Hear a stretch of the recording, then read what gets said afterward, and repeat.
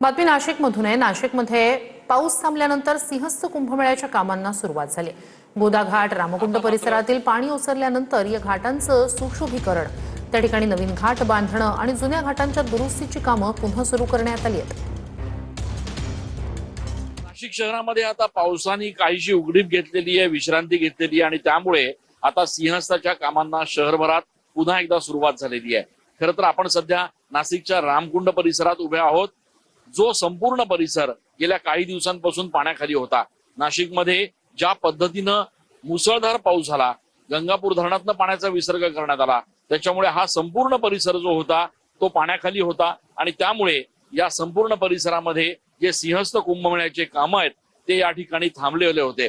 आता मात्र पाण्याची पातळी कमी होतीये, पावसानं देखील विश्रांती घेतलेली आहे आणि त्यामुळे सिंहस्थाच्या कामांना आता पुन्हा एकदा या ठिकाणी सुरुवात झालेली आहे आणि त्यामुळे सिंहस्थाच्या निमित्तानं सगळ्यात प्रमुख केंद्र असलेला रामकुंडाचा आणि गोदा घाटाचा हा परिसर जो आहे तो पुन्हा एकदा तयार करण्यासाठी त्याचं काम जे आहे ते आता सुरू करण्यात आलेलं आहे। कॅमेरा पर्सन योगेश सह मी चंदन पूजा अधिकारी, TV9 मराठी।